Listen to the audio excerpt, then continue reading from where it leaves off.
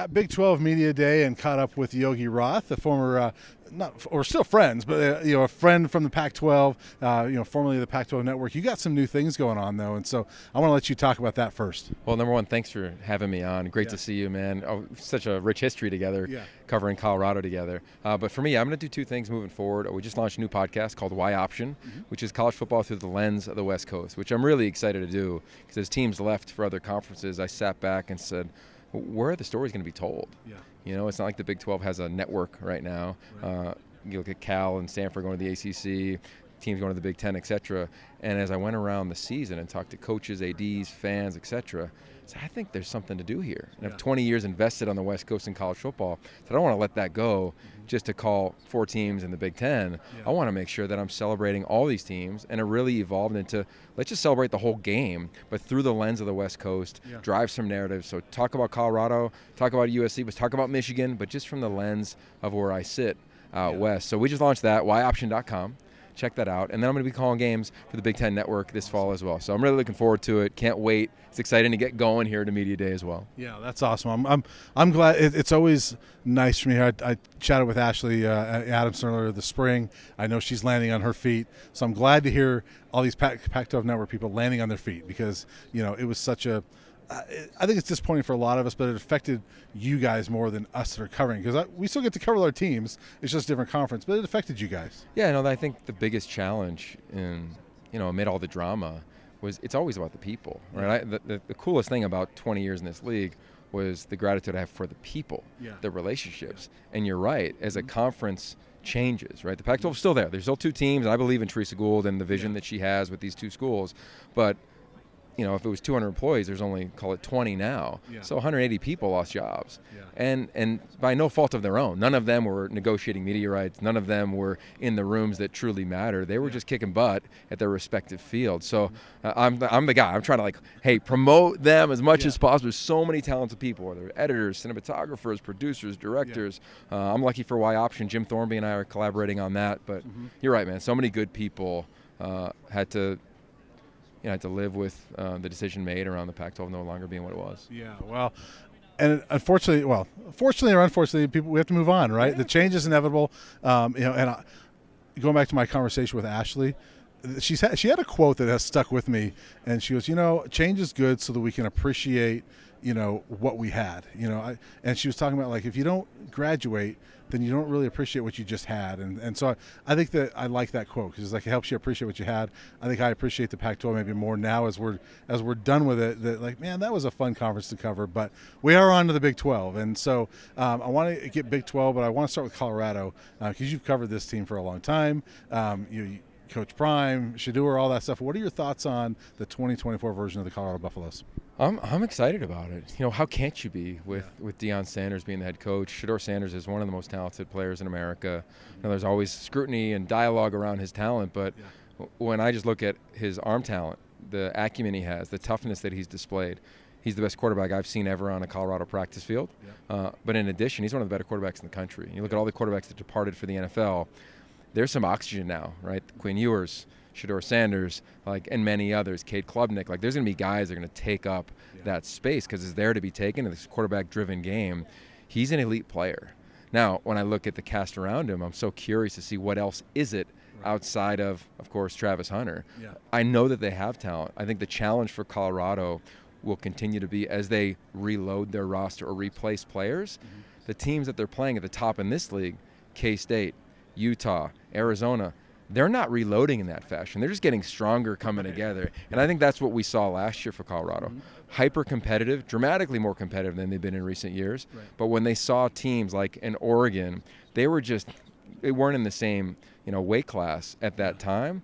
I don't know if they're in that weight class yet, but I think they're moving in the right direction. I'm really excited to watch how this thing grows. There were a bunch of tight games last year. Can they turn those tight losses into tight wins and get bowl eligible? That'll be the challenge. Yeah, using a boxing analogy, the Oregon game was a first-round knockout. I think Colorado, at least whether they can win or not, they're going to stick around for a few rounds, right? Yeah, you look at the SC game. I think that was another one. That could have been a first-round knockout. You're watching it on television, that early start, and you're thinking, all right, it's a wrap. And they showed the fight and the grit that Coach Prime often talks about. So I think you look at that. I call the Arizona game. It was an epic game against one of the, I think, a top 10 team in the country last year. I think they were a New Year's Six worthy team by the end of the season. Yeah. And Colorado was hanging every single punch. Really should have won the game. Yeah, I mean, they had a really good shot at it. So I look at that and I say, yeah, this is a team that schematically they do good things, but they also have to make adjustments with coordinators, right? I don't know if you say a new coordinator, but full-time offensive coordinator now, new coordinator defensively. Those are things, and Utah's not doing that, right? Arizona, new coaching staff, but their key players are still there. So that'll be the challenge, but I can't wait to watch it. I mean, they're must-see TV.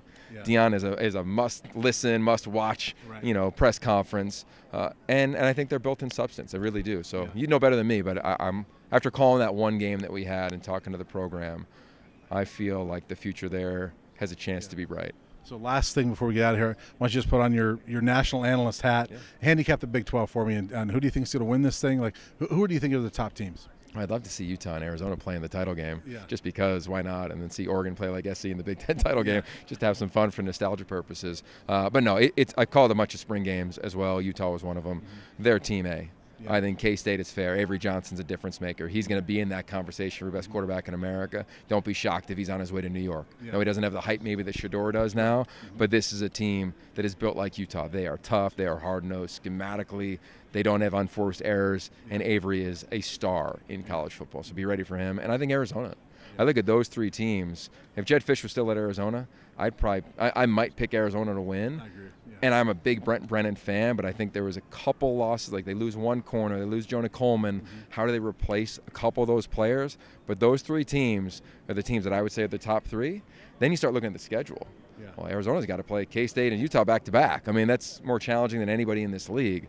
Utah's got to go to Central Florida on a Friday night at the end of the season, trappy-ish type game if they're already clinched to go to the title game. So I net out there probably as the top three. Oklahoma State, I'm intrigued by them. It returns so much talent. Just listened to Coach Gundy earlier today, and I think it's kind of a fun fact is Coach Gundy and Kyle Whittingham, I learned, they started their head coaching journey within like 2 weeks of one another. Wow. So I just think of like in college football, amid all the changes at Utah and Oklahoma State, like their guy has been that for now 20 seasons. Well, I caught up with Gundy last year when Colorado made the move because Oklahoma State got me on the phone with him, and I was like, you were here when Colorado was last in this conference, and he not only played against him, he coached against him, and so it's crazy to see him still here. But I'm going to put Whittingham and Gundy, their teams near the top because they've been here for so long, and you have that continuity. But I agree with you. Arizona's up there, K-State's up there. I think Kansas is talented. UCF. The biggest thing we saw last year, like if you remember Washington's run, is I want to say at least in double digits they had 5th or 6th year seniors. That's exactly what Utah has this year. You look at Cam Rising and the efficiency he has. 7th-year seniors. Brant Keithy, 7-year seniors. They've thrived in the portal at wide receiver. Their defense is loaded. Karene Reed, Lander Barton. I mean, they've got real edge rushers. I think it's the most complete team Kyle has had. Like, I think they're a real player for the national championship. Regardless of whatever league they're in, they're going to come in and people are going to have to adjust to their style of play because I think Utah is going to have the ability. If they can be focused mentally, because everybody has a game or two where they aren't. But if they can lean into that veteran capability that those leaders have, I think Utah has a chance to run the table and be really special in college football this year. I agree with that. I think Utah's going to be up there, and Colorado's going to be fun to see if they can get in there. I mean, I think to me when you've got maybe the best quarterback on the field on a given Saturday, you got a shot to win that game. And I think that with all due respect to an Avery or a Cam Rising, I think Shedeur is going to be the best quarterback on the field every given Saturday as far as talent, right? Yeah, well, if you didn't have an offensive line, like I think, for sure. I think that was going to be the things, though. Like, how does the game flow? How does he get pressured? How is he protected? Can they run the ball? I mean, those are going to be all the challenges. This fly is challenging us right now. But, you're right. I think when you net out at, like, next level, like next draft, because Avery's only a second-year player, Shedeur is going to be drafted higher than Cam Rising. I think I'd project that. So I'm with you there, and he does. He gives him a chance. I mean, he's willed that team. How many times do you think back to last year where it was tight, it was close, and all of a sudden he did his version of Caleb Williams at times. So I'm stoked for him and really excited for Colorado. I think they catch a lot of flack, a lot of hate, to be honest with you, because it's either you hate him or you love him, I think. It's probably the Deion effect to a degree. But you look at how they've rebuilt this thing. I think they've got a chance. I don't know if it's a chance to win the Big 12 this year, but they're on the right track. Right. And I'm intrigued by it. Like, you have to watch him, and not just because you want to know what he says. Right. But I want to see how this team grows, because having called so many games at Colorado over the last 20 years, I called games when they were in the Big 12. I was calling Texas A&M and K-State in Colorado.